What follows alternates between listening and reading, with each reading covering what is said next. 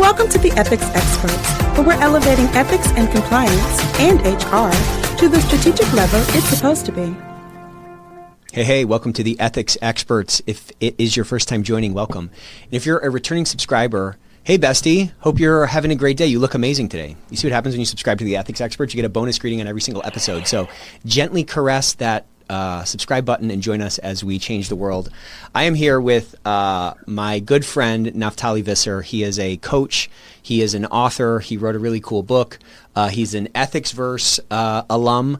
And we're going to dive in and have a pretty cool conversation today about culture, about how to affect change, how to view the world, and how to really magnify your impact. So how's it going, buddy? It's going great. Thanks for having me back. Absolutely. So let's kind of go, I always kind of like to start with your story.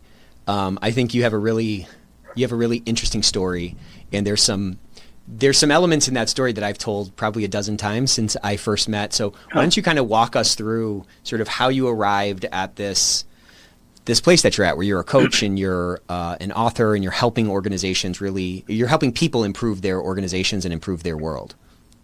Yeah, sure. Well, I don't know how far back you want to go, but I've always been a somewhat empathetic kind of person, and just sort of kindness kind of ruled my world. That got me beat up a lot and early on, but another story for another day. But when I started my working career, I was I graduated with a computer science degree, so I was doing programming in the really early days of the internet, and I don't know, the first few work experiences I had were just kind of really crappy. I was working on some giant projects, so in that way it was kind of fun, working on Fortune 50 brands and stuff like that, blah blah blah. But I don't know, the work environment wasn't great. People were, not only were they not kind to each other, there was a lot of just backstabbing and just kind of cruelty and and it just wasn't, you'd work sometimes till 3 a.m, literally, and you'd come in at 9:30 and it'd be why are you late? It was just, insanity. Yeah. So, at the ripe old age of about 23, I was I've had enough of this. Yeah. And I decided to start a company. And the idea behind the company, unlike why a lot of people start a company, is because they've got a great product idea or service idea or whatever. My idea was I just want to go to work every day and be happy. And so that was it. I was I'm going to start a company. And of course, we'll write software of some sort, because it was a great time to do that in the early days of the internet. And that's what me and my buddies know how to do. But we're not trying to change the world or make $1 million or something.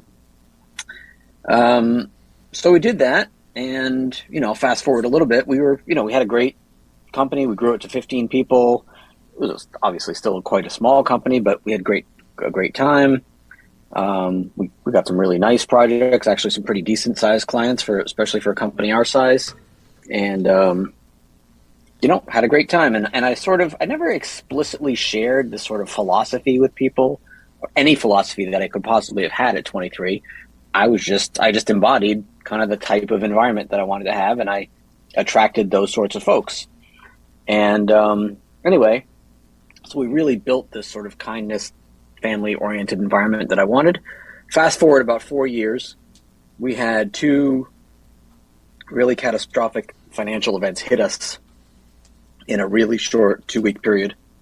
And so with $500 to my name total in company and personal funds and needing to come up with about $40,000 in a couple days to pay payroll, where are you at? You're 28 at this point?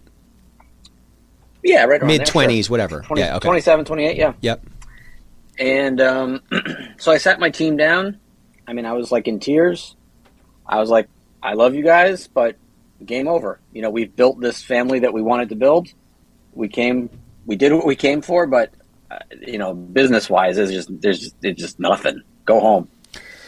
And yeah, go ahead. Yeah, I was going to say, tell me about that moment. Tell me about what that was like, because you were... Oh, I still remember it so vividly. Yeah, you had this sort of typical corporate experience, chewed up, spit out, backstabbing, yep, whatever, profit over everything.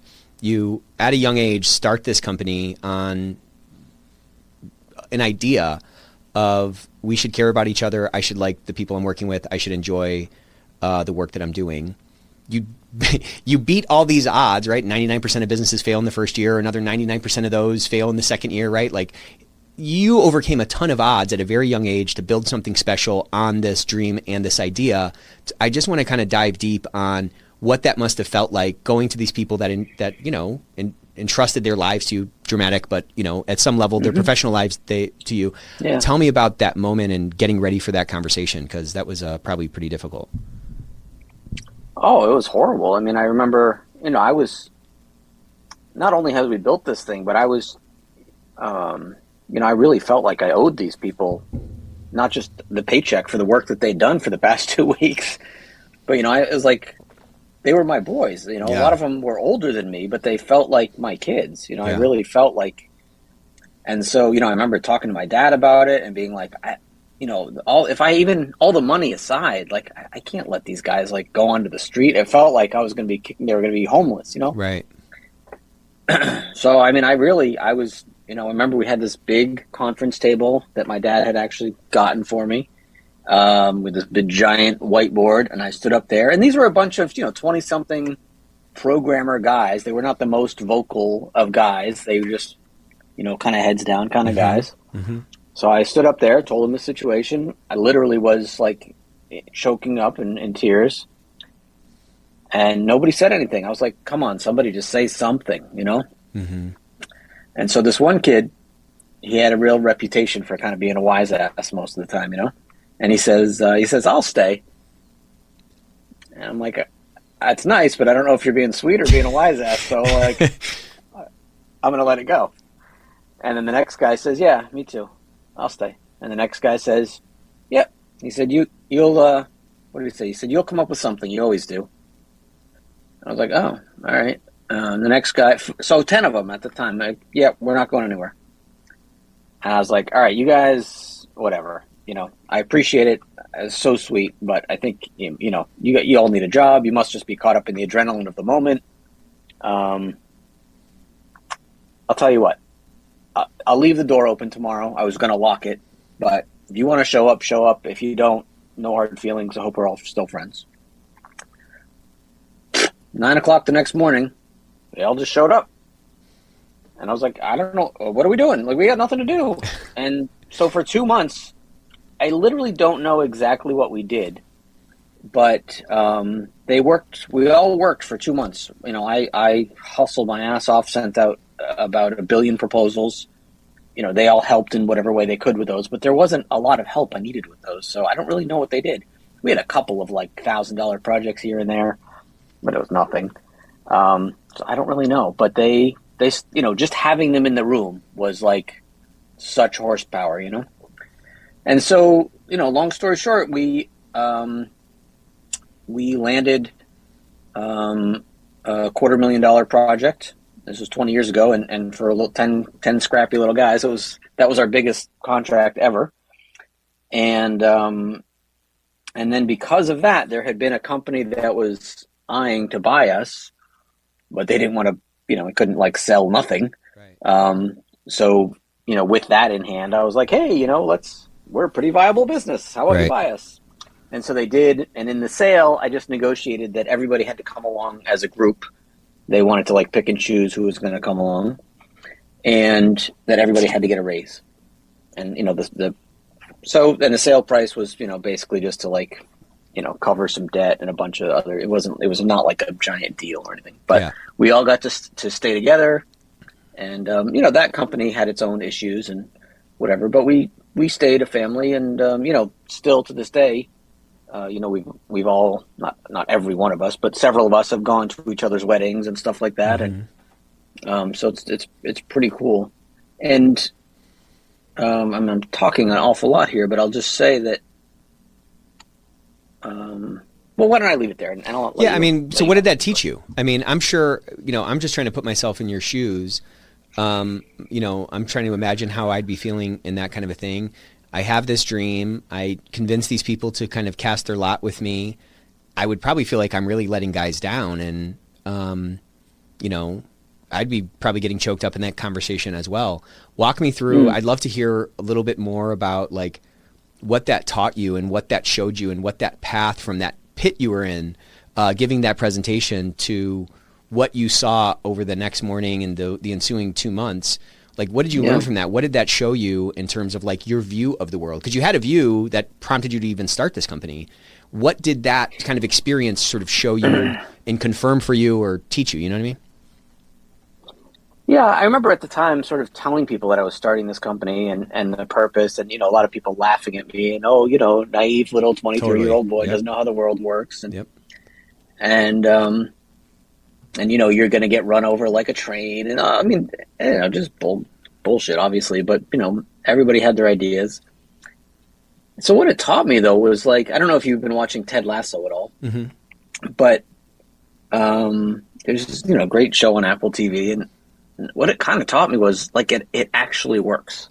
It wasn't just a like Pollyanna kind of idea, like, ooh, let's all be in a hippie commune and rub each other's backs while we work. It was like, no, it actually works. Now, if I had gone into it with the idea like, all right, I'm going to be really kind to people so that when we have, some sort of downfall, they're all going to stay behind me, it never would have worked, right? I mean, I was doing it. Why do you think that without trying? Oh, because you can't give expecting to get something back. But when you give openly, you get everything back. Even if they hadn't, stayed on. I mean, I got so much back just from the experience of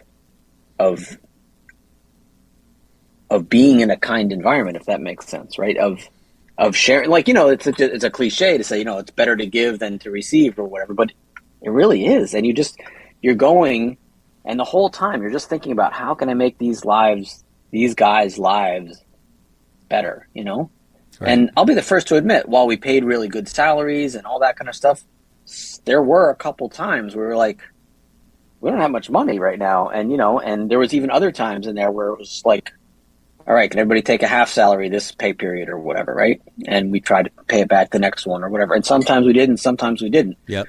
But when I mean take care of guys, I mean, it was like show people what they're really made of and get the most out of them, but not in a extracting the juice kind of way, and like getting them to shine, right? Like getting them to be the best, the most shiny diamond version of themselves that they can be. And so since then, I've just sort of taken those lessons and at first, it looked like I should write a book and start a consulting company, sort of as you do, or as most business books do. Like basically, hey, here, I was successful, do what I did, and you'll be successful too, right? Whatever successful means. Yeah. And so I wrote, I have, dozens of pages of notes of like all the stuff we did, and we had great benefits and beer on Fridays and a lot of food and camaraderie, and we went to each other's houses, and I bought gifts for the guys when they did something special, like a new stereo or whatever, and all this stuff. Mm-hmm. And then I finally just ripped that book up, and I was like, no, it's not that. It's the inside stuff. Correct. It's not the outside stuff. Yeah, it's not a kombucha bar and free Chipotle every day. It's someone feeling like they're actually a part of something. It's someone feeling like the thing that they're a part of, it resonates with their own mission and their own purpose. And, where you're talking about really building a community. A community is not built around beer on Fridays. A community is built around authentic human-to-human relationships. And you said something that was really interesting a couple minutes ago. And you said, it's better to give than receive. And I think that adage is true. And I think most people would say that, and yet most people don't live that way. Most people seem to give to get. They seem to have an ulterior motive behind the giving, rather than just sort of trusting that if I plant seeds, the harvest will take care of itself. And if I treat people right, those positive externalities that come from a good organization or a good team are just going to naturally happen. You can't over-engineer it. You know what I'm saying? It has to just be authentic. And I think that's where you and I have really resonated with each other. That's what has really resonated deeply with me in terms of how you view the world and, your podcasts and your talks and stuff like that. It's interesting to me that we know that in our personal lives. I know that I can't just be a fake guy to you so that you invite me on your boat or whatever, right? For us to have an actual, we have to have an actual relationship to enjoy spending time together and all that kind of stuff. Why do you think it's so hard for us to bring those natural human like ways that we are wired into this thing that is called business? Yeah. I mean, this is something I've been pondering a lot recently, right? And I at some point I probably would have said, that people are greedy, right? And greed is like the root of all evil and all that sort of stuff. And that's what, and everybody's looking to get something instead of just giving. Mm-hmm. And that's because they have this sort of like flawed personality in some way, right? But you said something really interesting about like planting the seeds and trusting. Right?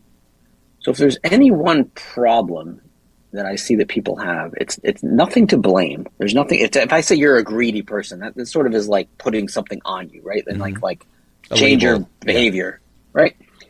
I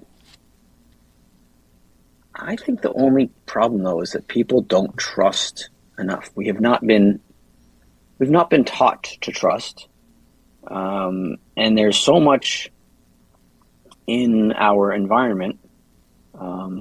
Not just the business environment, but the entire sort of milieu that we live in, certainly in the West, but kind of around the world now, that like you're on your own. There's competition, and you mm-hmm. gotta like, eat or be eaten, kill or be killed. And with that, if you get that pounded in your head enough, of course you're not going to trust. You're going to think that like you have to go do everything. And I would say that from that understanding or from that misunderstanding, it's very innocent. It's very innocent to try to like be a type A manager and try to squeeze stuff out of people because you are under the very wrong, but innocent misunderstanding that you have to look out for you, that there is not a river, there are a life force, or whatever you want to call it, that is carrying everything along in the way that it's supposed to be. And there's this really great book called The Surrender Experiment. And I love this book because it's written by a yogi, but who, and the whole book is sort of like the gap between these two things that I'm telling you about, basically ended up being the CEO of $1 billion company with like 2,300 people reporting to him and all this stuff. And the whole book is basically about how one situation just led to another situation. And he just wanted to be, he was getting his PhD in economics, teaching at this like local college. He would literally teach wearing jeans and nothing else. No shirt, no socks, no shoes. And he was like that good, I guess, that like people just left him alone. But then he would, as soon as his class was over, he'd like run back home to go sit in the woods and meditate. And that's all he really wanted. But from here to there, he bought this computer at Radio Shack, in the like 70s or early 80s. And just, somebody said, hey, could you write some like billing software for my medical office? And he's like, I have no idea how to do that, but I can try. And he basically did that. And that grew into this $1 billion company, right? And he was always just taking these turns, these forks in the road or forks in the river, where the river took him. Mm-hmm. He didn't make a 20-year plan. And in that, he led this incredibly rich spiritual life, but also this incredibly rich, sort of earthly life, if you will, of business and all of that stuff. And I just love that book. And, I noticed myself certainly many times getting caught up in like, all right, I need a plan. Where's my next client going to come from? Mm-hmm. Do I have a budget? Do I have this? Of course, a lot of it around money, but also even like with my daughter, like where is she going to go to school? I mean, she's tiny now, she's 5, but as kids get older, we think about, oh, well, you got to have your extracurriculars. Otherwise somebody's going to get your spot. So, there's only so many spots at Harvard. And, if you don't go there, then your whole life is messed up. And like, so from day one, pay attention, folks, because if you don't, life is going to suck for you. And we all go through life, not all of us, but many people go through life like that. And if that's a deep held belief, well, then of course all of your behavior is going to follow. Yeah. If your motto is life's a bitch, then you die, then life's going to be a bitch, and then you're just going to die. You said something though about so that book sounds super interesting. And as you were thinking about it, I was getting this picture of what I think the most efficient thing in the universe is, and I think it's water. Water wins. Anybody who's in like water restoration business, they're saying is water wins. So if there's a flood, that water's getting through. And, water naturally sort of finds the path of least resistance, right? This is a little bit, this is a little stupid what I'm about to say. But like water is like, it's not fighting against gravity. It's totally surrendered to gravity. And that sort of natural interaction of that system allows for the most efficient path for water to be found. You know what I'm saying? And that surrender, and then something else you said was really kind of interesting, because I've always kind of thought about this. What's the word? The plight of like the average worker, soaking in this sort of toxic, corporate environment, was really rooted down in some of those kind of nefarious things. The greed, the Adamic nature of people, the natural selfishness that we all have. But you kind of reframed that for me, and you said, well, we're kind of brought up in this individualistic society where there's kind of this inherent mentality that this is a zero-sum game, and I can't win if you win, right? Like for me to win, you have to lose. All those things are kind of part and parcel to this kind of mentality, the shape of this thing that we're talking about.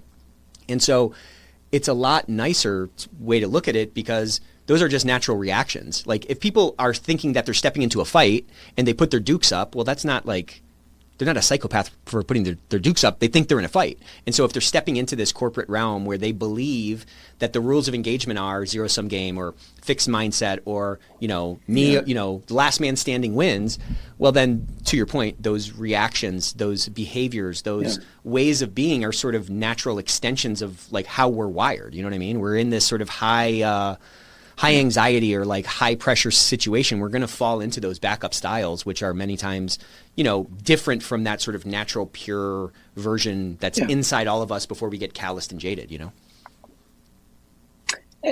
Right. And it's so obvious that isn't true, that we don't live in this zero-sum game. Right. I mean, we have, if you look at over the past, let's just say, pick a number, 150 years, the amount of natural resources on this planet has not grown. We have the same, and yet the economy has grown, I don't even know, but 100-fold? I mean, massive, massive amounts. We've managed to take, 100 years ago, there was maybe 2 billion, no, in the 50s, there was about 2 billion people on the planet. Now there's 8. We've managed to find jobs for all these people. We've managed to, through human ingenuity, create new stuff, whether that's software or whatever it is, employ everybody, have food for everybody. People are getting, the ratio of people getting, while there's an income disparity, yes, but still the number of people that are becoming millionaires or very successful financially is huge compared to what it used to be. And the internet has a lot to do with that. But of course, the internet it's not a thing. Somebody invented it, Al Gore. So, it's clear that it's not a zero-sum game, and it's clear. And I'm, my next, I don't want to make too big a deal out of this, but like I'm starting to begin thinking about writing a book on serendipity. So I've started collecting stories of serendipity, and man, they're awesome, right? It's just how you just like, you're in a cafe in Europe and like, minding your own business, and somebody comes and offers you a job. I mean, like weird stuff like that happens. So it's obvious that if it was all about, you got to try, you go to LinkedIn every day, you got to send out your 20 emails, you got to hustle, if it was that, we'd all be losing, because nobody's good at that. So there's just so much, I hate to call it magic, because it's sort of like, it sort of minimizes it. Yeah.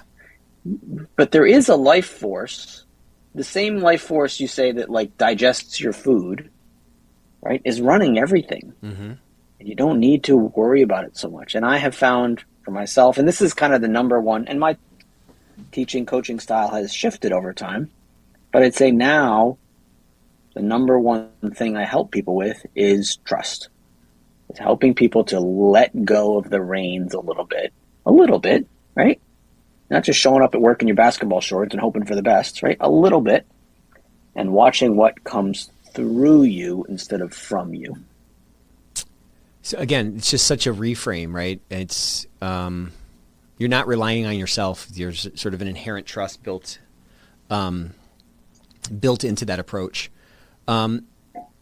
Yeah, that trust thing is so interesting because my question for you is this: like, do you think that this trust issue, right? We boiled this whole thing. This is just shorthand. This lack of trust thing, which we've kind of attached to this sort of like me against the world, individualistic kind of Western mentality. Do you feel like that trust thing is any different in cultures that are like more communal, that are less individualistic and more about the group? Do you feel like there's a correlation there? And this is, you probably don't have a study on this. I'm just kind of trying to get your sense of it, Yeah, of like what I'd this say, like lack of trust in the, as you called, the life force is truly rooted in. Is it the society we're a part of? Is it just the natural sort of state of affairs today? I mean, what is it? I think in religious communities, for better or worse, they have more of that. There may be a lot of like weird practices or something like that, but they have more of that. They have, and it may be, they may phrase it in weird ways that are sort of like feel prickly to a lot of us. Like, oh, that's God's way or whatever. But I think there's a lot more of that. I think our believing in science as a religion, I'm certainly not saying there's nothing to science, but believing in it as the only answer to everything has really thrown us off course. Yep. And again, so obvious that that's not the answer, because things in medicine or whatever that we believed were absolutely true 50 years ago, 10 years ago, we now know are completely false.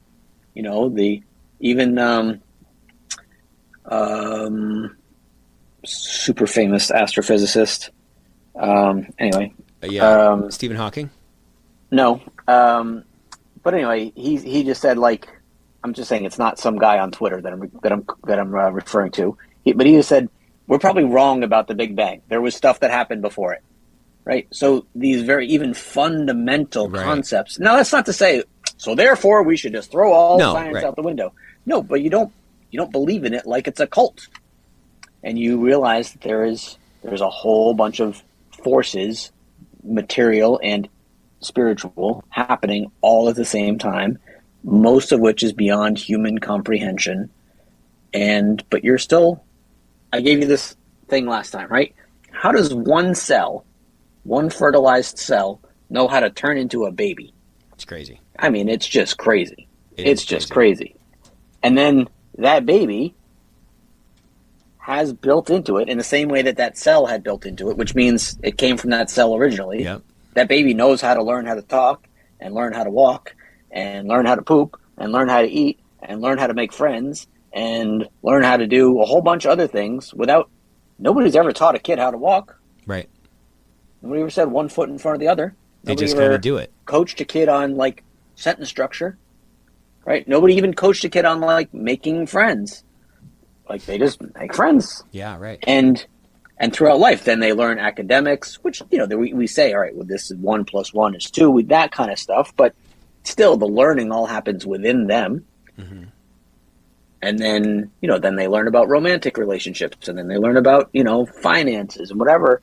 Most of it, I'm not just saying it happens spontaneously, but it really happens without much influence from the outside world. They learn about emotions. They learn, they learn about letdown, and they learn about getting excited about things, and they have their own spiritual experiences, which may or may not be different, similar to ours. They have opinions about politics. They have, right. And this is all, I'm just saying, all of that comes from one cell, and we think that we got to control everything, and it doesn't work. And even, I'd say, very well-meaning people on either side. Let's just say, to make this binary, even though everything I'm saying is that it's not binary, but like you've got, two political parties. you could have, two very well-meaning people, one from each of those political parties, trying to make the world a better place, but they have completely opposing opinions, right, about how to do that. Right. And I wanted to get back to this. So to finish that thought, we're never going to get to a better world through our individual ideas of what creates a utopia. Right? Okay. Yep. Like one person may say, all right, no guns and open abortions and open borders and whatever, like all these like very liberal ideas. Like that would create this utopian society. Right? And then somebody on the other side says like complete opposite. Everybody needs a gun, we need walls around everything. Yeah. Right. Right. And no gay marriage and no this and no that. And like that'll make everything perfect. Now, obviously, if you approach it that way, you're only going to get into a fight. And then like the guy with the most guns probably wins. But that was a joke. But what I wanted to say is that like we're not going to get there. And the reason I wanted to bring this up to you is because your company deals with like ethics. And I wonder what does ethics even mean? And if we say it just means sort of like do the right thing. Well, that's a moving target. Totally. What was right 10 minutes ago is different than what it is now. Well, the word and what was morals. Right. Go ahead. Yeah, sorry. The word morals comes from the same root as mores. You know what I'm saying? Social mores change over time. Morals, to your point, are a function of the environment that you're in. Right. So while everybody now wants to make a manual and rules and zero tolerance rules, which is really a great way to get to more tolerance. What if we said that ethics, and you can teach this. This is not just to throw it up in the air and hope for the best. We really depended on people or trusted people to do the right thing. And I really think that a lot of this lack of trust comes from, a lot of our parental environments where we don't trust kids to do the right thing, right? We feel like we need to tell them to do what's the right thing is. So I'm saying in a corporate environment, instead of saying, all right, you can do this, you can't do this. Here's the line. Oh, wait, the line just moved. The line just moved. The line just moved. Oh, now we've moved it back. Even things like with COVID, right? All right, no masks. Oh, a week later, you got to wear a mask. Right? No masks. It's like this target, right? And then somebody does something, in quotes, wrong. We're like, you didn't know the rule. Out you go. Right. Right? So what if there was just like more tolerance around everything? And we really taught people, like in terms of psychological safety, we use the term psychological safety, like everybody can express their opinion as long as it's within these pretty tight boundaries. Yeah, as long as it's right in the middle of the fairway, you can say whatever you want. Right. So I'm just saying, what if ethics was knowing that it is in people inherently, naturally, to do the right thing, and when they don't, it's simply a reflection of some crappy thinking that they have at the time, some perhaps threatened thinking, as we've been referring to, and seeing that nobody is evil. Evil does not exist inherently in people. It's only because they have wacky thoughts. And yes, I mean, even at the extreme ends of the spectrum. And what if we could see that even if somebody made a racial joke or whatever might get you thrown out of a company these days, that doesn't, it's not a reflection of anything. It's just that they had some wacky thinking in the moment. And we all have wacky thinking, which all comes out in different ways. Some of us... Yeah. I think it takes a certain, just to kind of argue with that point, I think it takes a certain sort of security in self and a confidence in self to say, you know what, I probably got some crazy ideas myself. I don't think the average person is willing to make that statement like with any kind of significant level of like intellectual honesty. And I think because of that, the only other position you can be in is that, well, then they have the bad ideas. And then that otherism creeps in. I think to achieve what you're talking about, the path to it is perhaps like getting people comfortable with the fact that I probably have some crazy ideas, whatever, which will inherently inject a lot more sort of grace and like margin or like, I don't know.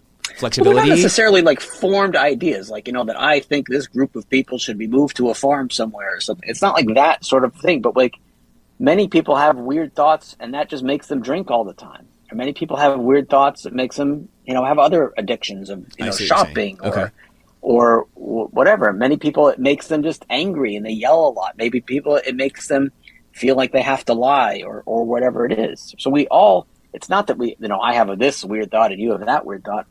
We're all just coming up and we're not doing it. It's like, it's part of this life force that, you don't know what you're going to be thinking a minute from now. You just don't. Yep. It's going to come to you. And so as that comes to you, you're going to act based on what seems real in that moment. Now, some of us have more self-control than others, but that can be very repressive as well, right? And I think I'm just saying, and I would never want somebody to institute my policy. I would just hope that this would get people to think a little bit more to, on like, what does it mean to see that there is no separation, that there really, people say like, oh, black and white people are the same. It's just a skin color, right? I mean, people have been saying that since forever. And yeah, while that's obviously true, why can't we go a whole lot deeper than that and say, the guy who likes to, slash people's tires is the same as the guy who likes to put flowers on people's windshields, right? There's no separation there either. But we have a very behavior-driven culture where you get judged on your behavior again. Yeah. And, your performance at work and everything. And you do something bad, off with your head.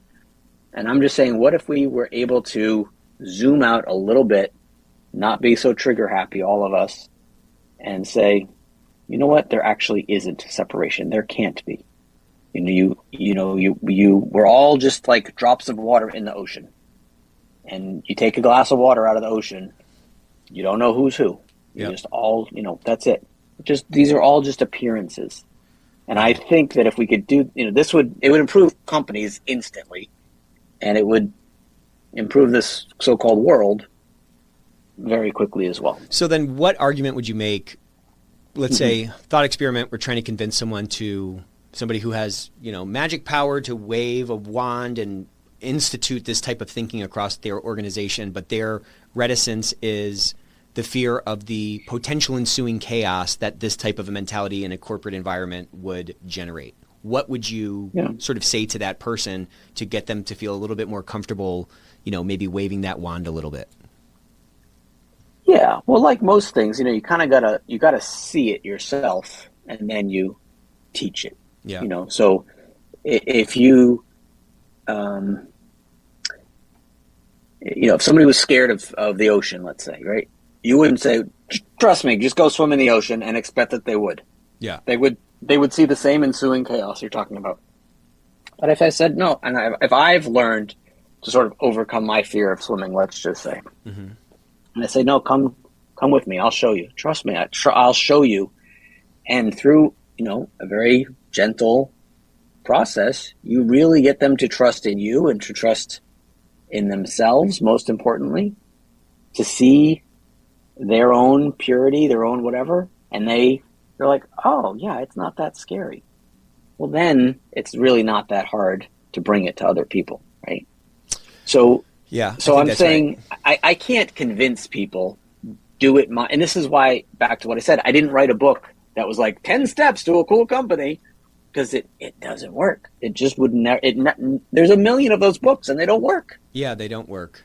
Because it doesn't get down to it, because it's so sort of surface level, right? Like those 10 steps are just the activities that in some certain sort of like combination of people, circumstances, industry, whatever, really worked. Where I think the real answer is whatever those sort of like whatever the things that are in the equation that draw or that kind of push a company toward being a great company are very idiosyncratic for that particular situation. But for it ever to like move, it has to come from like a place of purity. And if that place of purity is like, if that well of purity, of purpose, whatever, for lack of a better term, if that well of purity is properly tapped, then those manifestations are naturally going to occur. They're going to be appropriate for the company you're in, or the workforce you have, or the industry you're in. But to your point, you can't just you can't just automatically say, cool, here are these 10 steps that are universal, these are silver bullet, universally applicable recipe to build a great company. To your point, it's too complex to just apply, one hammer to the, plethora of nails that each company is, out there. You're right. And what I'm trying to do now is say there is something that applies to all companies, but what that is having everybody understand like how this human operating system 100%. Exactly. But if that, and in the organizations that I've seen that are most successful, and this is before I have interacted with them, it's obvious. There's a direct correlation between how much sort of inner peace / this understanding people have and how good the culture is, and consequently how much work they get done and good product and good sales and all that stuff. Agree. It's so obvious. Agree. Yeah. So there is a common element, and it's a foundational element. And so I was my son just his last day of fourth grade was yesterday, and he came to work with me today, and he wants to be a CEO when he grows up. So it's very cute. He's 10. And we're driving into work today, and he asks me, Dad, do you think I'm going to be a good CEO when I grow up? And I thought about it. He wants to be a CEO. So I thought about it, and I told him, if you work really hard and you care about other people more than yourself, you'll be a great business person. But if you only care about money, you're going to be a terrible business person. And we talked through that a little bit. And like, obviously you have to learn finance or business or management or leadership or whatever these other persuasion, sales. You have to learn those things. But those are sort of like second order applications. They're the way that our hands interact with our world. That's external. If we aren't starting with that proper, heart posture, which I would say is, work hard, bust ass, like put your gifts to work and focus on other people, trust this human thing that you're talking about, then you're naturally going to manifest the things in your particular business or in this particular circumstance or for this particular team that are appropriate manifestations of that like heart. But I'm saying without that heart, without that commonality, which I think I've seen as I've studied cultures, over time, you see WD-40, which is a phenomenal culture. You see Bob Chapman's company, phenomenal culture, right? Like you see these consistent things in cultures that are in different industries, and the manifestation of that strong culture comes in different flavors, right? Like there's different sort of symptomatic manifestations of this thing, but like that common thing is there. It's a trust in the system. It's a trust in the human thing. It's the trust in putting people over profits will actually generate more profits. It's a comfortability with the paradoxical nature of the reality that we live in, where if you can just let go a little bit, if you can just surrender, the surrender project, if you can just surrender a little bit, the path to your, proper destination is much more efficient. For sure. For sure. Yeah. I mean, I have no argument with that. I think a related thing is that a lot of people have been saying to me recently, and I don't know why, like things seem to come in cycles. Serendipity. Well, a lot of people are saying they're stuck now. It's like not something I heard a year ago. Yeah. It's like a new term for this, this thing people are feeling. Yeah. Stuck. What do I do? How do I get unstuck? So back to the water analogy, right? You like the water. If we have a river and there's a stick flowing down the river and it gets stuck on a rock, right? And then it stays there for a few days, and then the rains come and the water level in the river goes up, and then the stick continues down on the river. Now, while that stick was stuck on the rock, starting to sound like a poem, it would have been ludicrous for that stick to think that it was stuck somehow and not think that it was in flow. So we have these really weird ideas of what it means to be in flow or stuck. And of course, they're very binary because we love binary. Yeah, we love black and white. Yeah. And we're not seeing that when we're stuck or when we get fired or when we get divorced or when we have no ideas or when we get yelled at, that we're somehow down. And then these other times we're up. And I'd like to be more up than I am down. Not seeing that like it's a freaking sine wave. Not a perfect one, obviously. But the sine wave or the tides of the ocean, right? Low tide does not wish it was high tide and vice versa. It's just part of a cycle. And I don't want to say it's like a, it's like a tide to the moon or anything like that. I'm just saying like the stick is not concerned about, it's like, I'm going to hang out here. And when it is time for me to go, I will go. And you hear like about, some like gurus and enlightened people, that's kind of how they talk, right? Like, yeah, I will go where I am called and I will know why I'm called. How will you know? I'll know when I know.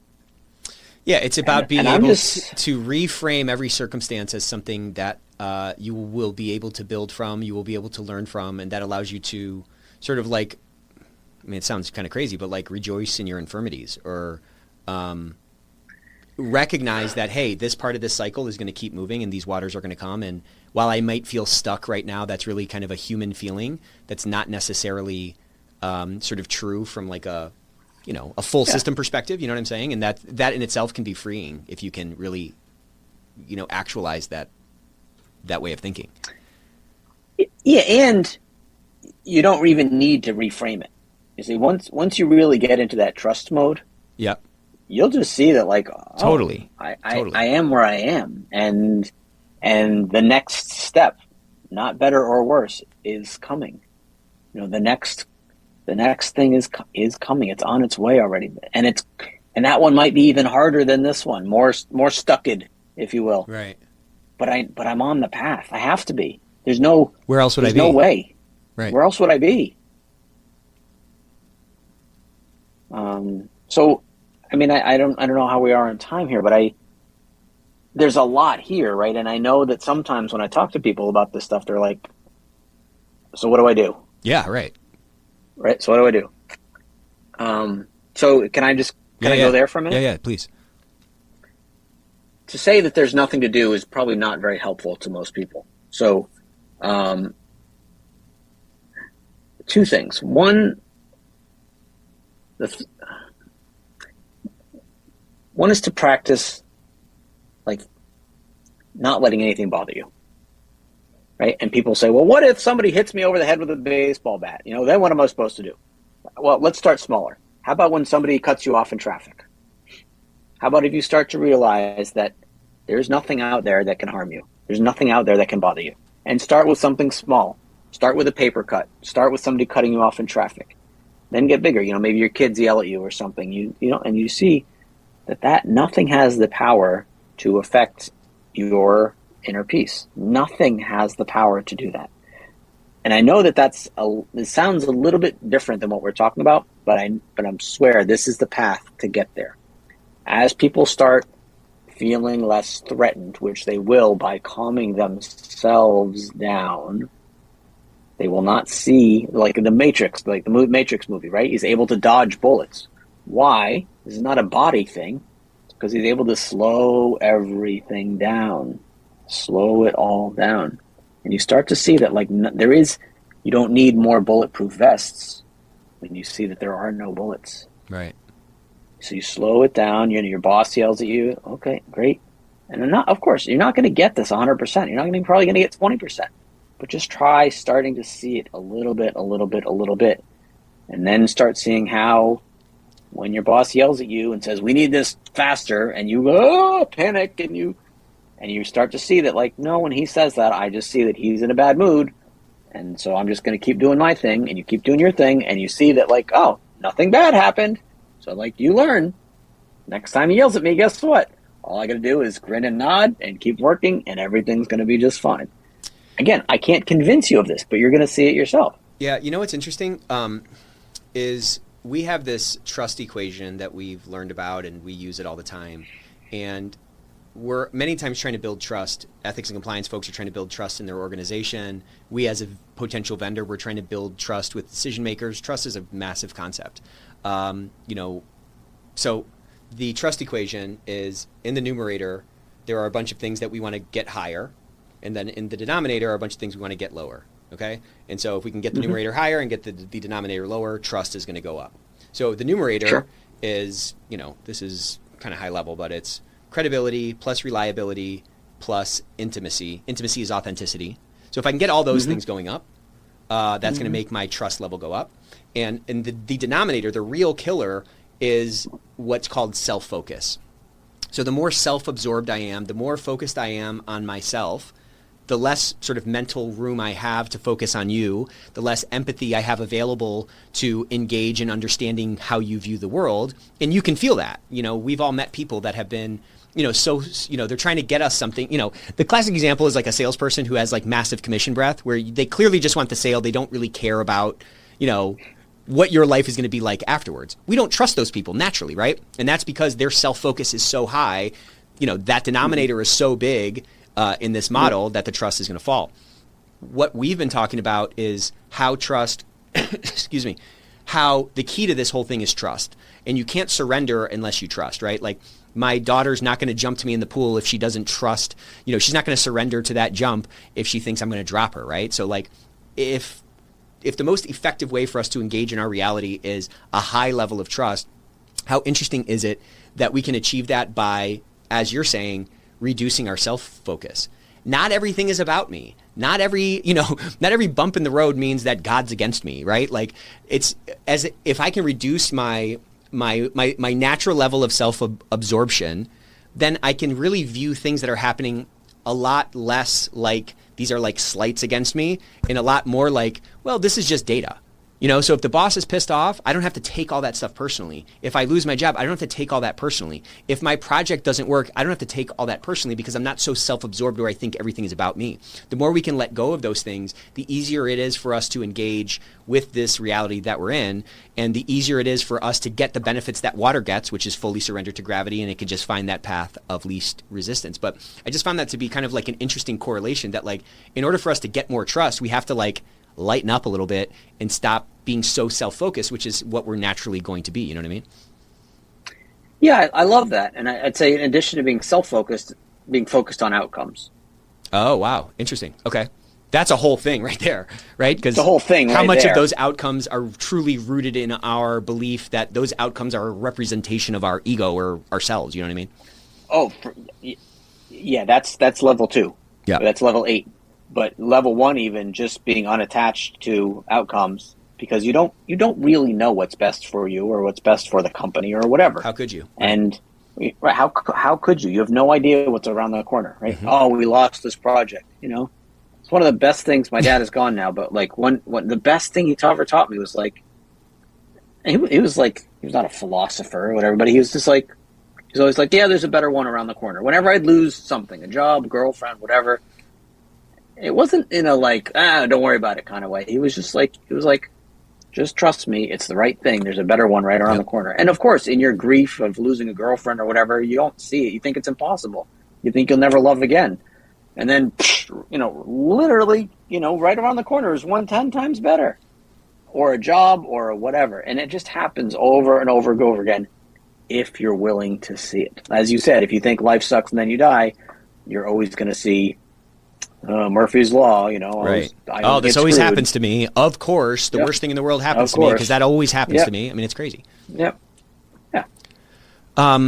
My gosh, dude, I feel like I could talk to you all day, man. Oh, thanks. So let's we have a couple of minutes left. I'd love to talk a little bit about like what advice would you give to somebody who is in a role that is at least closer to like touching, controlling, influencing the culture, who feels stuck. Like they feel stuck, they can't affect it. They, a lot of the things that I hear about are like, well, it takes forever to change a battleship, to turn a battleship, that takes so long, which is a really, that's a really kind of, it's almost like a defeatist mentality. Yeah, exactly. Great point. Right. But it's almost this defeatist sort of like low agency mentality where it's like, well, I can't affect this thing. It's too big. I don't think that that's true. I don't think you think that that's true. So what advice would you give somebody who, let's give a couple, 2-3 minute coaching session to somebody who's in that spot, who's feeling stuck with respect to like affecting the culture? Yeah. Well, all I can talk about is, the sort of effect that I feel like I've had with folks. And that is that in short order, you see, most of the people that I work with think that they need to control it. They need to turn around the battleship, whatever the heck that means. They need to do it. And as we work together, we'll talk about anything. We'll talk about relationships. We'll talk about substance abuse. We'll talk about their sailing, whatever. We'll talk about anything, but all looking in the same direction of thought, of trust, of inner peace, all these sorts of things. And of course they're all like, this is really wonderful, but how the hell does this help me turn around the ship? God damn it. And I said, just trust. And they're like, all right, this was nice, I guess. And then they go back to work. And 2 weeks later, they call me and they say, everyone is kind of turning around the ship. And I'm not doing it. There's a slight amount of hyperbole in there, but not much. Yeah. That's what happens. People get more calm, inner peace, quiet, listening, all of those things in themselves. All of a sudden, people want to be around them more. People want to serve them more. Everybody wants inner peace. They see that you have it, they can start sharing with it, right? They see that you're not putting up your fist to fight. All of a sudden, they're not putting your fist up to fight. Guess what happens? Yep. The boat starts going the other way. Also, people tell me, my relationships got better. I quit drinking, whatever. And these are things that we may have never talked about. Right. They're the natural right? extensions of this change of heart, Exactly. They're natural extensions.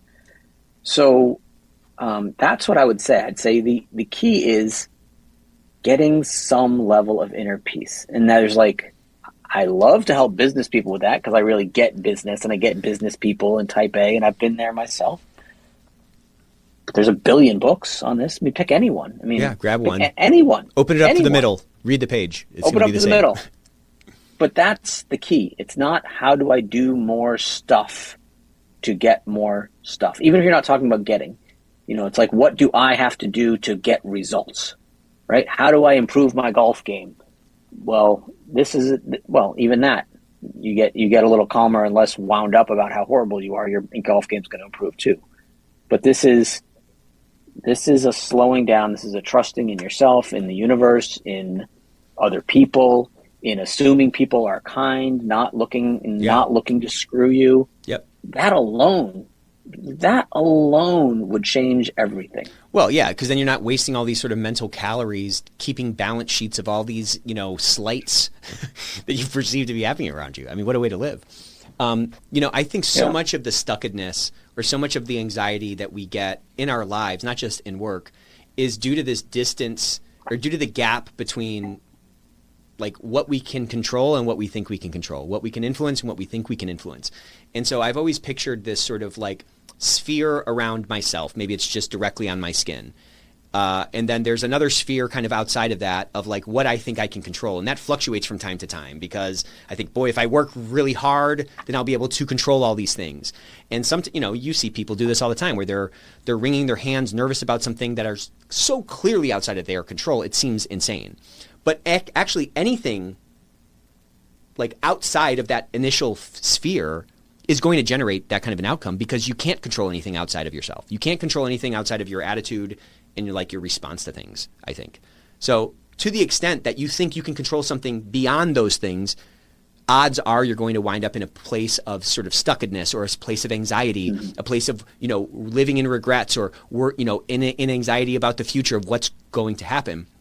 If you can really collapse down the gap to, zero gap, it allows you to engage in this thing that you're talking about because you're naturally going to let go a lot more. There's a lot of other things that were on your radar screen that you were wasting sort of mental calories on that now are not on there because you know that those categorically are outside of your control. It just allows you to let go a little bit more, go with the flow a little bit more, and really start exhibiting those characteristics that end up leading to the change that we're talking about. So as trite as this whole all sounds, if you want to change the world, you just have to change yourself. You could, you want to be the change in the world, be the change in the world. Maybe that's, someone should coin that. That could be a good quote. Be the change you want to see in the world.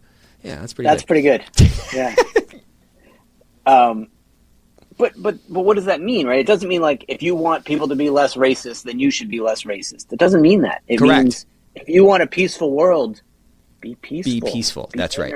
Be peaceful. Be at, people, my grandmother used to say, like, I'm going to give them a piece of my mind, But and just, what I just thought of recently, which I thought was clever, if I may say so, is like, when you're saying that I'm going to give somebody a piece of my mind, what you're really saying is I'm giving away my peace of mind. Right. Right? We all, right? Why would you ever want to attack somebody in any way? Right? I'm going to tell them how it is. Like, why would you? Because what happens?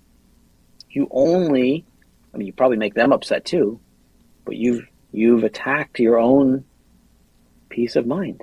Yeah, right. But what's the trick? We think if I'm going to tell them how I'm going to make this right, I'm going to zing them, and then I'm going to feel better. It's literally an impossibility. You cannot be at peace when you are attacking. Right. You cannot be. And we think I'm going to, that employee, bothered me somehow or lost us money or whatever. No, fire. I'm going to show him. Watch. I'm going to make an example of him. Mm-hmm.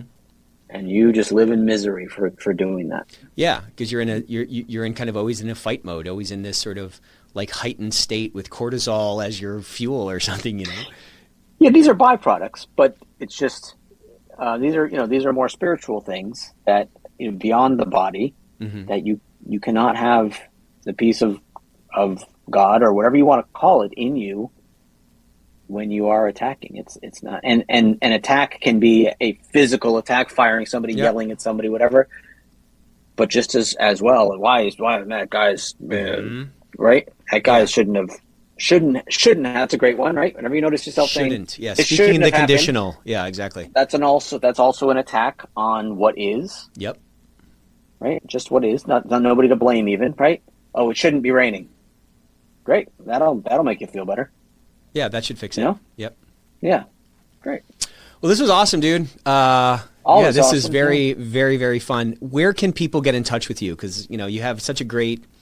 Your book is great, by the way. Let's give a plug for that, where people can find that, and where can people get in touch with you to maybe get some help or to get some coaching or maybe do an engagement or something with you. Yeah, sure. The website is humansworking.co. I am Naf, N-A-F, at humansworking.co. On the website, there is a link to the book, of course.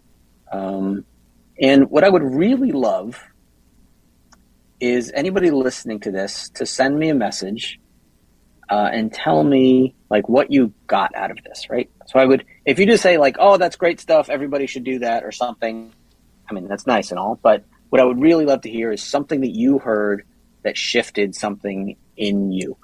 And if you do, I promise to reply with more than a sentence, and I'll even send you a book. So that's Boom. My deal. Okay, very good. But I would really love to hear what people are seeing for themselves. It's so cool because we're really on this sort of frontier, this cutting edge of this new way of thinking, I think. And a lot of these old vestigial views on how business works and how people work and how work works, I think are starting to fall away. And we're moving toward this new kind of chapter, where a lot of the groundwork that has been laid over the last 30 years or a lot of the seeds that have been planted for the last 30 years are going to start blossoming. And there's an interesting story about how bamboo grows. So if you plant a bamboo seed, first year, nothing happens. Second year, nothing happens. Third, fourth year, nothing happens. Fifth year, it grows 9 feet in a year or something like that. So that same analogy can be applied to this industry that we're in because we're moving into this generation. This generational shift is causing a different prioritization on average to exist within our workplace. And I think a lot of the things that our grandfathers cared about in work are deprioritized relative to the current workforce. So the seeds are planted, the circumstances for growth are here, and I just think over the next 5 years, we're going to get that 9-foot expansion in that bamboo plant. You know what I'm saying? Yeah. Yep. Awesome. All right, man. Yep. Well, thank you so much for joining us on the Ethics Experts. Until next time. Always a pleasure. Thank you. Dude, that was great. That was fun. Cool. I felt like we got lost. All because of me, but.